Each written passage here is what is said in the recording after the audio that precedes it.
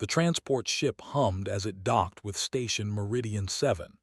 Inside the passenger bay, Captain Wu hand-checked her uniform one last time. Everything had to be perfect. This was humanity's first official meeting with the Empire, and the entire galaxy was watching. "Nervous?" Lieutenant Park asked. He stood beside her, his hand resting on his sidearm out of habit. "Should I be?" Wu replied with a small smile. Doctor looked up from his. The scientist had been reading reports about biology for the past 3 hours. "They're big, really big, and they have a reputation for being aggressive. Just be careful." Wu nodded. She had read the same reports. They had conquered 47 star systems. They were warriors, enhanced with cybernetics and genetic modifications. They viewed themselves as the strongest species in the galaxy. And now they wanted to meet the humans, the new species that had just developed faster-than-light travel. The airlock hissed open. Cold air rushed in, carrying strange smells. Wu took a deep breath and stepped forward, and followed close behind. Station Meridian 7 was massive. The walls seemed to glow with soft blue light that pulsed like a heartbeat. The architecture was completely alien, with curves and angles that hurt to look at for too long. Other species moved through the corridors, some walking, some floating, some crawling on multiple legs. This was neutral ground, a place where different civilizations could meet safely. "This way," a mechanical voice said. A small floating drone appeared, blinking with green lights. "The delegation is waiting in Conference Room Alpha." They followed the drone through the winding corridors. Wu noticed how other aliens stopped to stare at them. Some pointed. Others quickly moved away. Humans were still a mystery to most of the galaxy. There were rumors, of course. Stories about the death world called Earth, with its crushing gravity and deadly predators. But rumors were just rumors. The conference room doors slid open with a soft whoosh. Wu stopped walking. She had seen pictures of, but pictures didn't capture the reality. 4 massive figures stood on the far side of the room. They were easily 8 feet tall, their bodies covered in dark exoskeletons that gleamed like polished metal. Each had 4 arms, with the upper pair being thick and powerful. Their faces were angular and sharp, with multiple eyes that glowed with an orange light. They looked like they were built for war. The largest stepped forward. His armor had markings that Wu recognized as military honors. This had to be Commander L, their leader. So, L's voice came through a translator device on his chest. It sounded like grinding metal. "You are the humans." "We are," Wu said. She kept her voice calm and professional. "I'm Captain Wu Han, representing Earth and the Human Alliance. This is Lieutenant Park and Doctor." L's eyes studied them carefully. Wu could see the disappointment in his expression. The other 3 made clicking sounds with their mandibles. It sounded like laughter. "You are so small," L said. "The report said you came from a death world. That Earth was a place of terrible gravity and vicious predators, but you look like prey animals to me." His jaw tightened. His hand moved slightly toward his weapon, but Wu gave him a tiny shake of her head. "Not yet, not here." "Looks can be deceiving," Wu said simply. "Can they?" L moved closer. He towered over Wu, his shadow covering her completely. "We have heard the stories. Humans who can run for days without stopping. Humans who heal from terrible wounds. Humans who refuse to die. But I think these are just stories. Tales told by species too weak to admit they fear everything." "You're entitled to your opinion," Wu replied.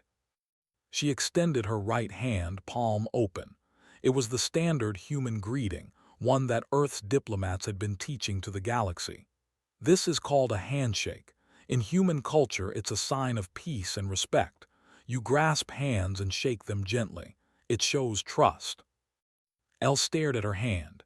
The other moved closer, their multiple eyes focused on the small human appendage. To them it must have looked fragile, breakable, weak. "A test of grip," Elle said slowly. A cruel smile spread across his alien features. "Interesting." "It's not a test," said quickly. It's just a greeting." But L wasn't listening. He turned to his warriors and spoke in his native language. They responded with more clicking sounds. Wu didn't need a translator to understand. They were laughing at her. "In culture," L announced loudly, "physical strength is everything. When two warriors meet, they test each other. The strong survive. The weak are crushed. If you cannot survive first contact, human, then you have no business negotiating with us."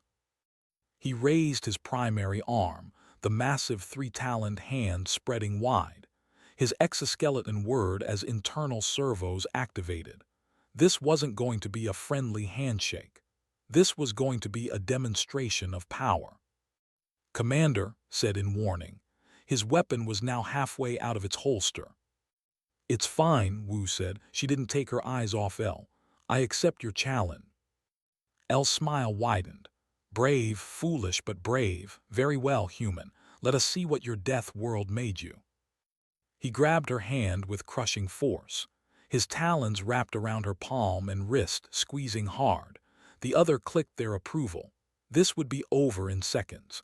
They would hear bones snap, watch the small human collapse in pain, and then the real negotiations could begin. Negotiations where they held all the power. But seconds passed and nothing happened. Wu stood perfectly still. Her face showed no pain, no fear. Her breathing remained steady and calm. She simply looked up at L and waited. The commander's smile faded. He squeezed harder. His biomonitors flickered with readings as his enhanced muscles strained. The pressure should have shattered human bones like glass, but Wu's hand didn't break, didn't even crack. Instead, something impossible happened. She squeezed back. L's eyes widened in shock as he felt the pressure against his own hand. Real pressure, strong pressure. His internal alarms began to beep softly as stress warnings appeared on his interface. This couldn't be happening. This small creature, barely half his size, was matching his grip. Wu's expression remained calm. "Shall we begin negotiations?" she asked pleasantly. Then her grip tightened further, and L realized he had made a terrible mistake. L had fought in 30 campaigns across the galaxy. He had crushed rebellion leaders with his bare hands. He had torn through battle armor like paper. His grip strength was enhanced by both genetics and cybernetics, making him one of the strongest warriors in the military. And now, a human half his size was making his hand hurt. "Impossible," he growled. He activated more of his augmentations. Servos whined as additional power flooded into his arm. The pressure increased dramatically. Wu felt it. The crushing force was incredible, far beyond anything a normal creature could produce. It would have turned stone to powder. But she had trained for this. Not specifically for alien handshakes, of course, but for survival. Every human did. Growing up on Earth meant growing up in 1.2G gravity, where every step was harder, every movement required more strength. Human bones were dense, human muscles were thick, and human grip strength was legendary even among themselves. She tightened her own grip in response. "Captain," said nervously. His weapon was now fully drawn, though he kept it pointed at the floor. "Say the word and we're gone." "I'm fine," Wu said. Her voice was steady, almost bored. "The commander and I are just getting to know each other." L's biomonitor began flashing yellow warnings. Structural stress detected. He looked down at the small human hand wrapped around his taloned grip. How was this possible? His exoskeleton was rated to withstand ship-crushing pressure. His bones were reinforced with metal alloys, but he could feel his joints starting to compress under the strain. "You should let go," Wu suggested politely, "before this becomes embarrassing for both of us." Embarrassing? L's pride flared. He was commander of the Third Fleet. He had never backed down from any challenge. He certainly wouldn't be defeated by a creature that looked like it could barely lift its own equipment.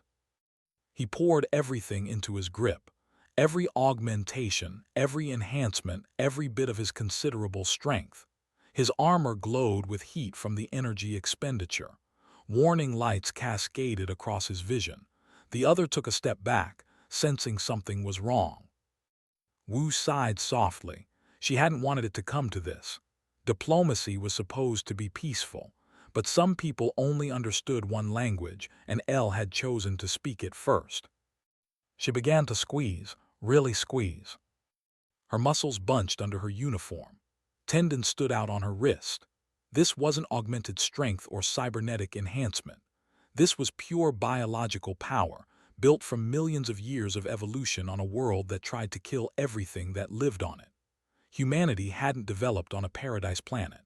They had crawled out of Earth's gravity well through sheer stubbornness, carrying dense skeletons and powerful muscles because anything weaker had died out long ago.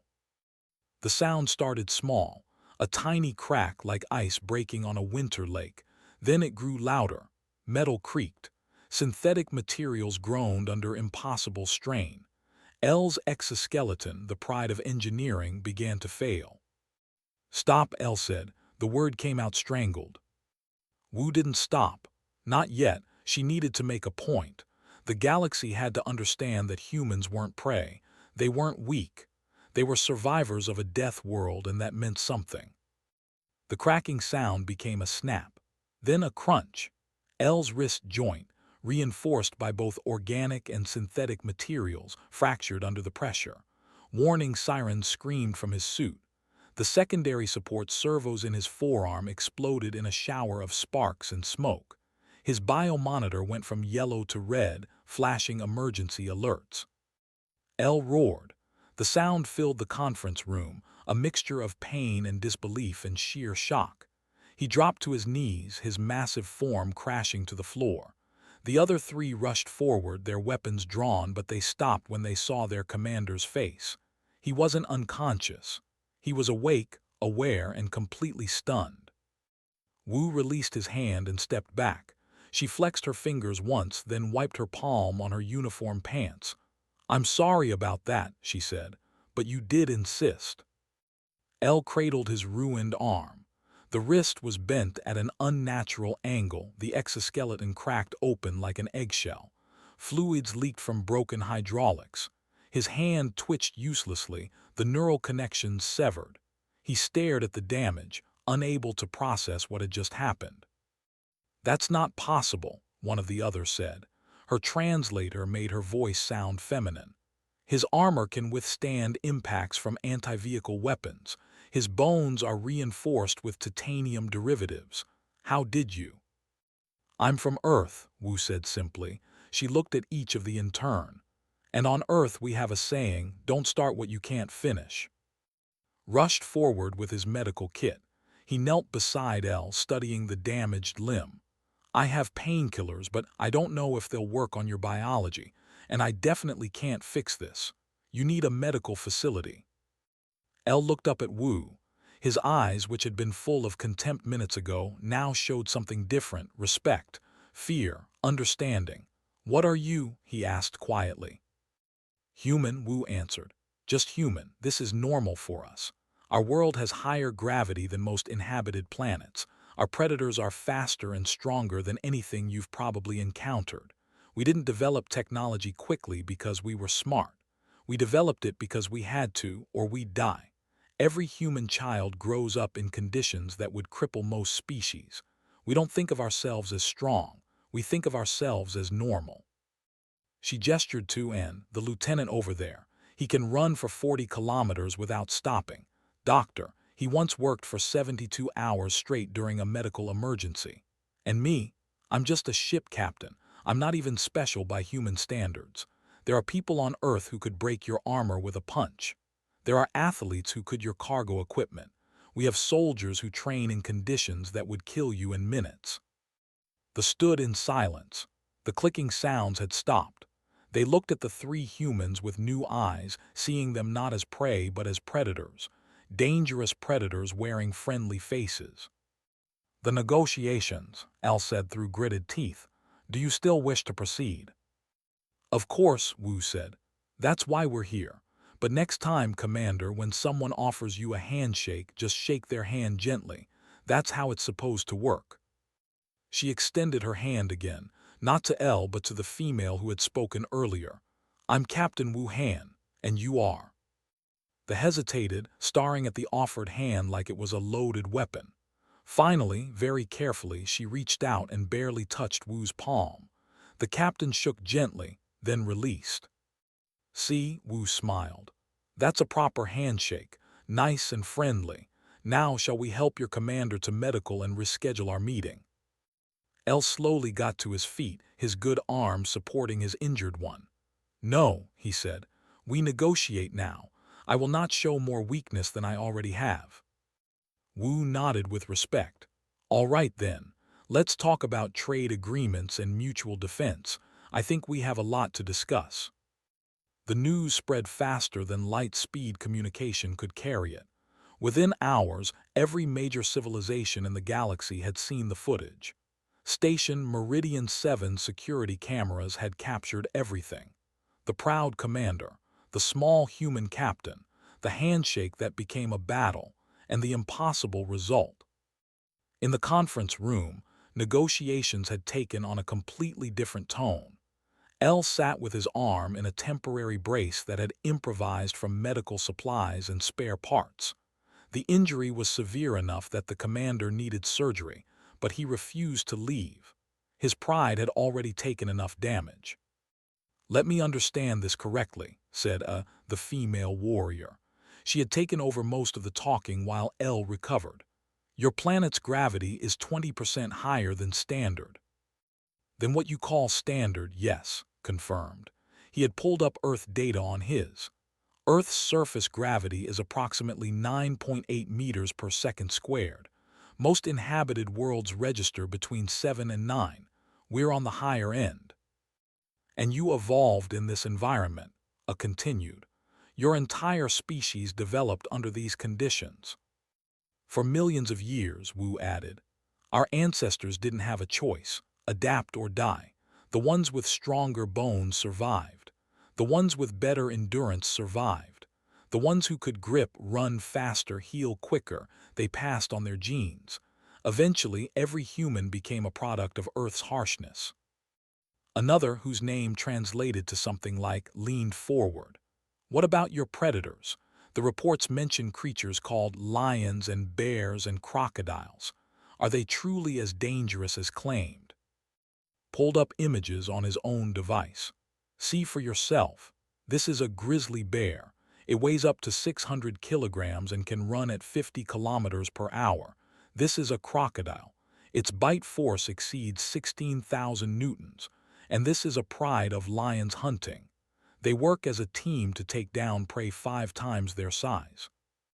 They studied the images in silence, finally spoke, "And humans lived alongside these creatures." "We did more than live alongside them," Wu said. "We competed with them, we hunted them. Sometimes they hunted us. For most of human history, we didn't have technology. We had sticks and stones and our own bodies. That's how we survived. By being tougher, smarter, and more stubborn than everything trying to kill us." L shifted in his chair, wincing at the pain. "I have fought in battles across 40 systems. I have led warriors against enemies that would terrify most species. But I have never felt strength like yours, Captain. It was like trying to break a steel beam with my bare hands." "You're enhanced, though," pointed out gently. "Your augmentation should have given you a significant advantage. May I ask about your baseline biology?" A nodded.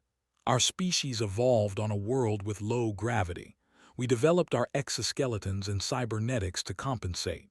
Without them, we are actually quite fragile compared to many species." "But with them, you've conquered nearly 50 star systems," said. "Technology can overcome natural weakness," agreed. "We learned that lesson early, but you humans, you didn't need to overcome weakness. You were born strong."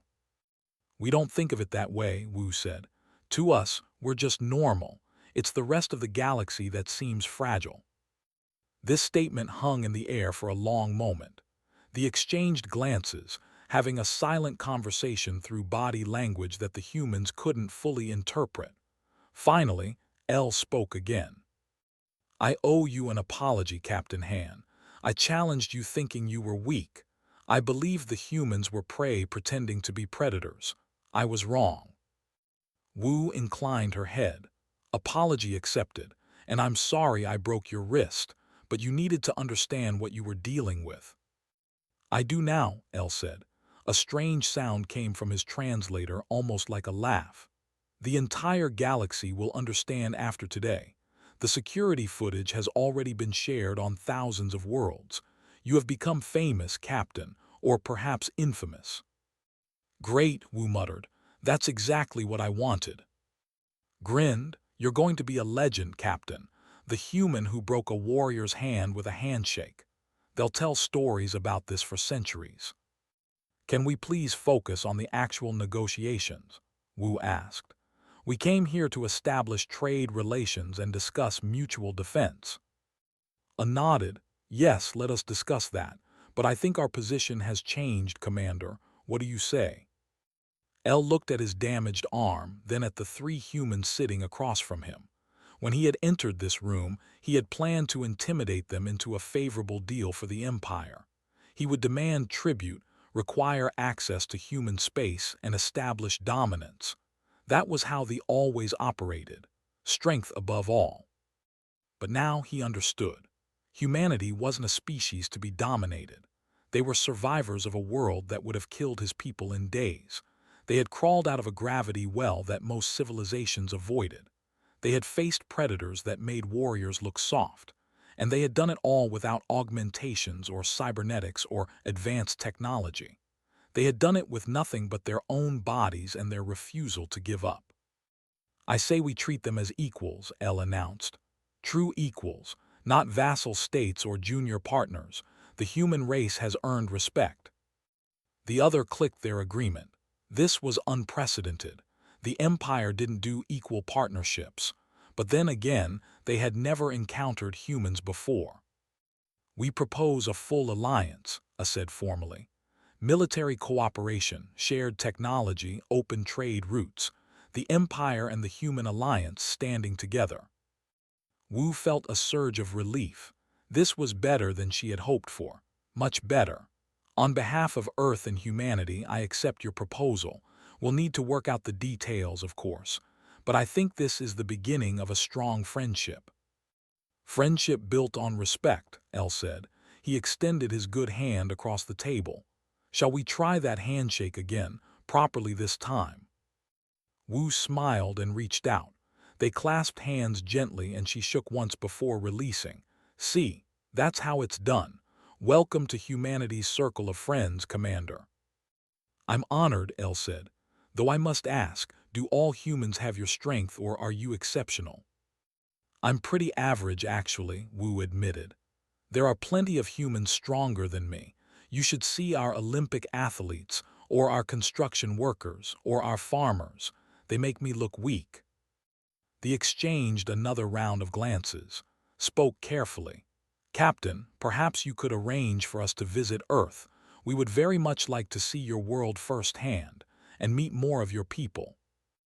"Under controlled conditions," I added quickly, "with proper gravity compensation equipment." "Of course," Wu agreed. "I'll send the invitation to Earth's diplomatic corps. I'm sure they'll be thrilled to host you. Just one warning, don't challenge any more humans to tests of strength. It doesn't end well." El looked at his broken wrist and laughed, a genuine painful laugh. "Lesson learned, Captain. Lesson learned." The Galactic News Network couldn't stop talking about it.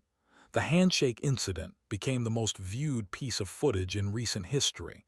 Analysis programs ran on every major station. Experts from a dozen species debated what it meant. And everywhere the same question was asked.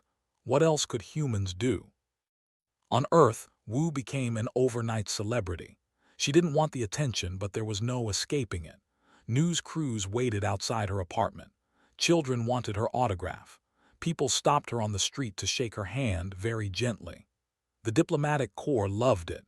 Humanity's reputation had shifted dramatically overnight from curious newcomers to species you don't mess with.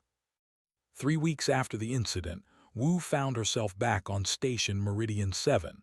But this time, she wasn't alone. Earth had sent a full delegation of scientists, diplomats, and cultural experts. Their job was to help the galaxy understand humanity better, to separate fact from the growing mythology. "Is it true that human children play by fighting each other?" asked Ambassador X of the collective.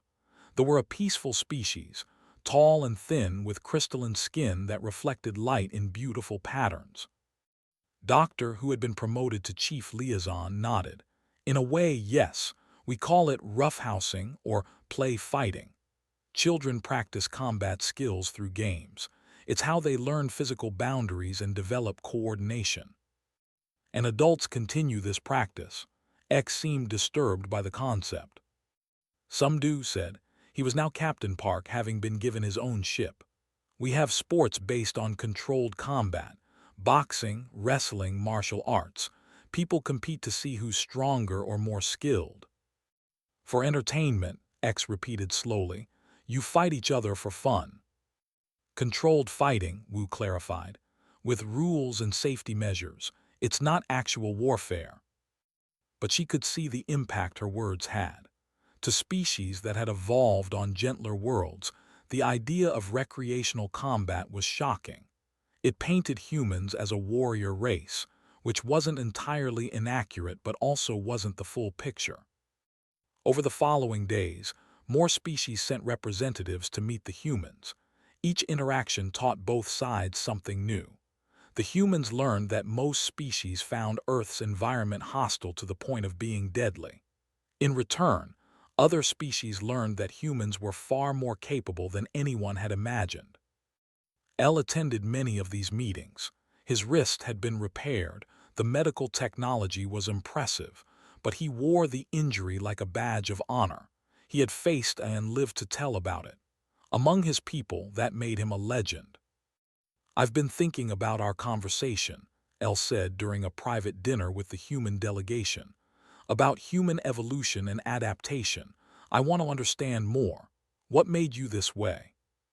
Pulled out his ever-present. "It's complicated, but I can give you the basics. Earth went through multiple extinction events. Ice ages, asteroid impacts, volcanic eruptions. Species that couldn't adapt died out. The survivors became our ancestors. We faced similar challenges on the," noted. She had become a regular presence at these discussions, her curiosity about humans apparently insatiable. "But we solved them through technology and enhancement." "We didn't have that option," Wu explained. "For most of human history, we had basic tools at best. Stone weapons, fire, simple shelter. We survived through our biology and our brains. When we finally developed advanced technology, we already had millions of years of evolutionary pressure making us tough." "Tell me about persistence hunting," L requested. "I read about it in the files, but I don't fully understand." Smiled. "It's simple but brutal.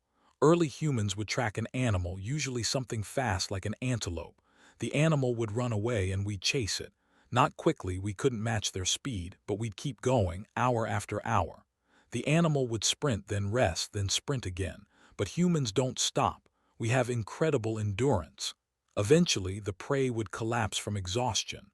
Sometimes the hunt lasted an entire day." "You ran for a day?" asked in disbelief. "Our ancestors did, yes. Modern humans can still do it. We have ultra-marathon runners who cover hundreds of kilometers in a single run.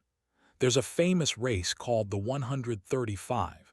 It's run in one of Earth's hottest deserts, covering 217 kilometers in temperatures exceeding 50 degrees Celsius." They were silent. Finally, a spoke.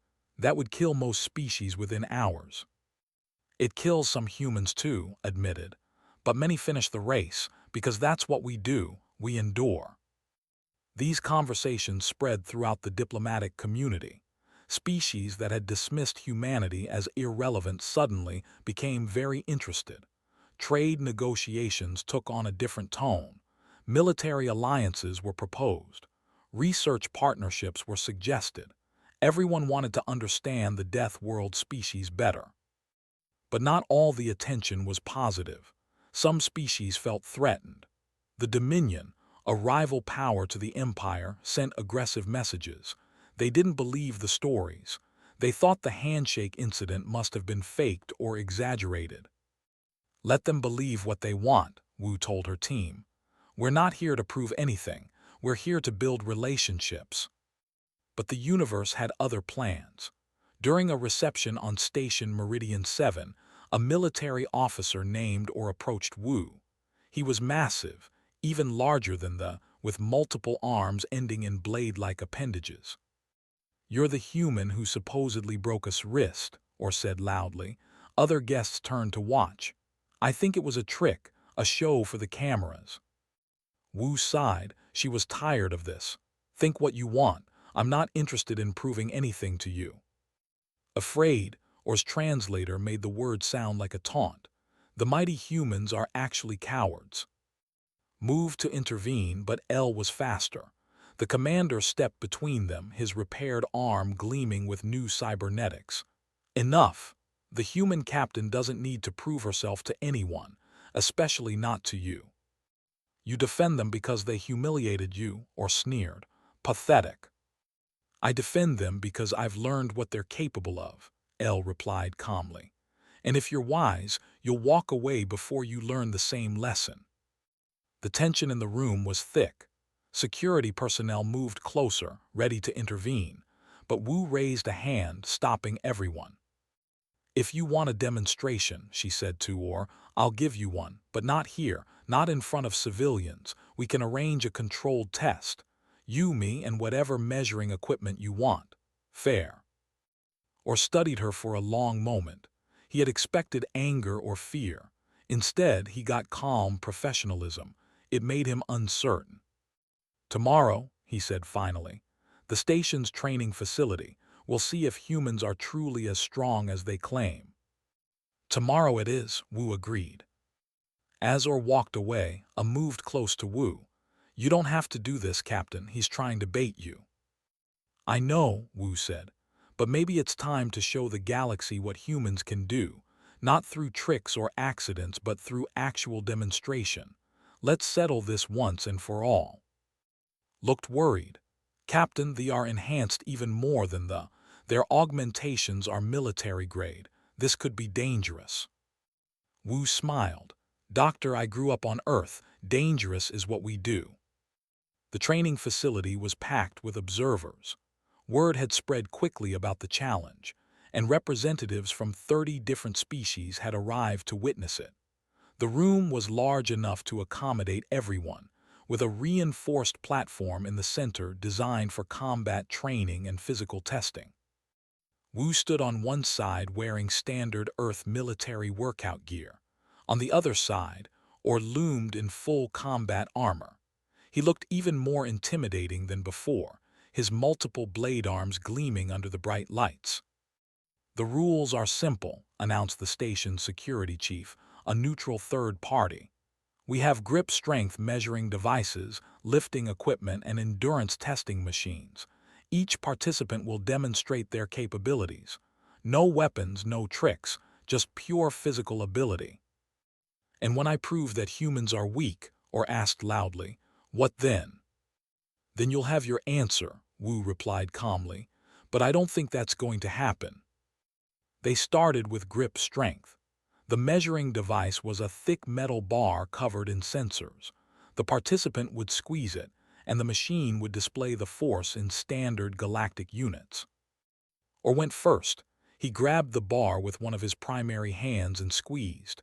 The numbers climbed rapidly: 500, 800, 1,200, 1,400 units. He released with a satisfied grunt. "Beat that, human." Wu stepped forward. She wrapped her right hand around the bar, took a breath, and squeezed.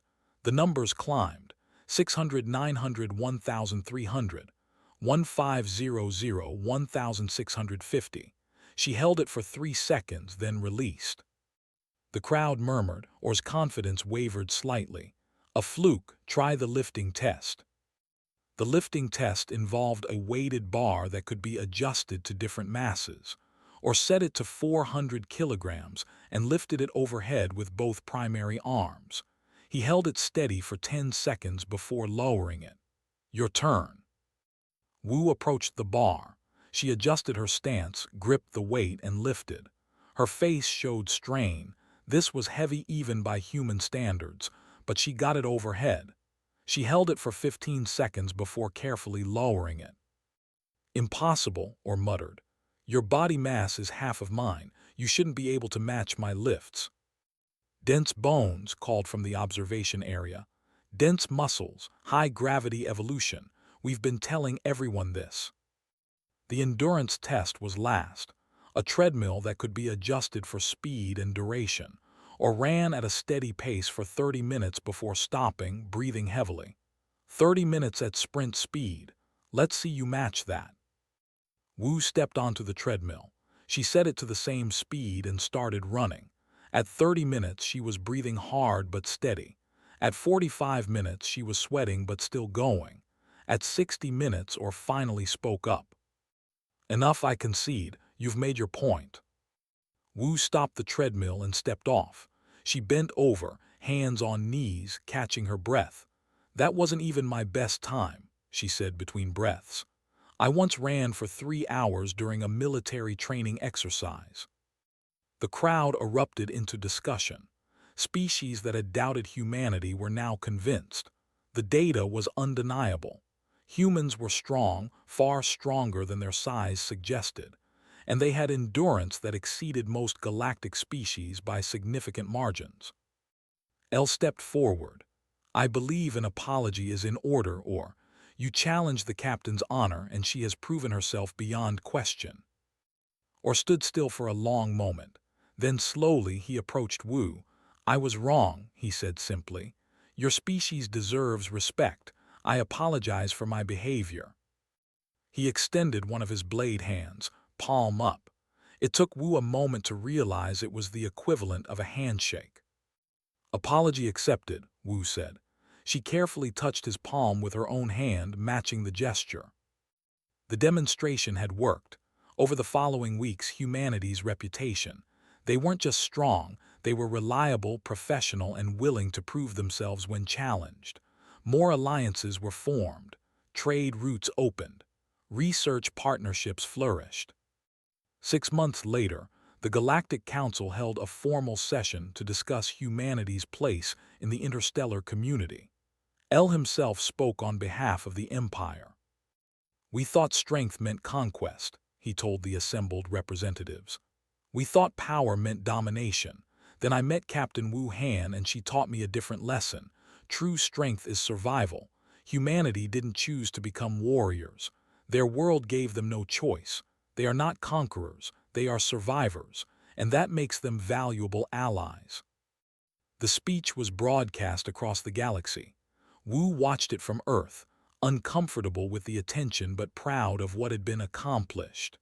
Humanity had found its place among the stars, not through aggression but through respect earned the hard way. But the story didn't end there. As more humans ventured into space, they carried lessons from Earth with them. They showed other species that kindness and strength weren't opposites, that you could be tough without being cruel. That survival didn't mean stepping on others. 3 years after the Handshake incident, a new ambassador arrived at a diplomatic summit. Her name was, and she was young, smart, and eager to prove herself. The summit was being held with the Coalition, a reptilian species known for their aggressive negotiation tactics. As entered the conference room, the lead negotiator rose to his full height. He was massive, with scales like armor plating and claws that could tear through metal. He had clearly planned to intimidate the new human ambassador. "So you're Earth's representative," he hissed. "You look weak, small. Are all humans like you?" Smiled politely. She had studied the recordings of Wu's first contact with the. She had trained with Earth's best diplomats, and she had grown up in Earth's gravity, just like every other human. "I'm from Earth," she said pleasantly, extending her hand. "Would you like to shake on it?" The negotiator stared at her hand. He had seen the footage that everyone in the galaxy had seen. The broken wrist, the demonstrations, the proof that humans were far more dangerous than they appeared. He carefully touched her hand with one claw, barely applying any pressure. "A pleasure to meet you, Ambassador. Shall we begin negotiations?" "I'd be delighted," replied. Word spread quickly through the diplomatic community. The humans had done it again, established dominance without throwing a punch, secured respect without firing a shot, all through a simple handshake. On Earth, Wu read the reports and smiled. She had retired from active duty and now taught at the Diplomatic Academy, training the next generation of ambassadors. Her students all learned the story of the handshake. They learned about L, about the demonstrations, about how humanity had earned its place through strength tempered with wisdom. But more importantly, they learned the real lesson. Respect wasn't given freely in the galaxy. It had to be earned. And sometimes earning it meant showing that you could break someone's wrist if you wanted to, but choosing not to. The handshake became humanity's signature. Other species might have elaborate greeting rituals or complex ceremonies. Humans had a simple grip, a firm shake, and the quiet knowledge that they came from a world that had tried to kill them for millions of years. And they had survived. That was the story of humanity's entrance to the galactic stage, not with weapons or threats, but with a handshake that said, "We're stronger than you think, we're tougher than we look, and we're here to stay."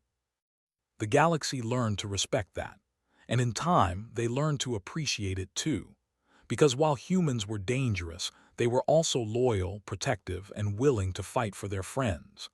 The same strength that could break a wrist could also defend an ally, protect the innocent, and stand against genuine threats. El understood this better than most. Years after their first meeting, he visited Earth as part of a cultural exchange. Wu showed him around her home planet, letting him experience the high gravity, the diverse ecosystems, and the sheer variety of dangers that humans considered normal. "I understand now," El said as they watched the sunset over Earth's ocean. "This world made you strong because it had to, and that strength made you kind because you know what it's like to struggle." "That's the human way," Wu agreed. "We fight to survive, but we don't fight to destroy. There's a difference."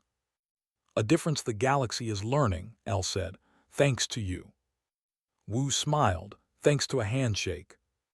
"The most famous handshake in galactic history," El laughed, flexing his repaired wrist. "I'll never live it down, will I?" "Probably not," Wu admitted. "But hey, at least you learned something valuable." "That I did," El agreed. "Never underestimate a human, especially not one offering to shake your hand." And across the galaxy, that lesson was being learned by species after species. The humans had arrived. They were here to stay, and they were bringing their handshakes with them.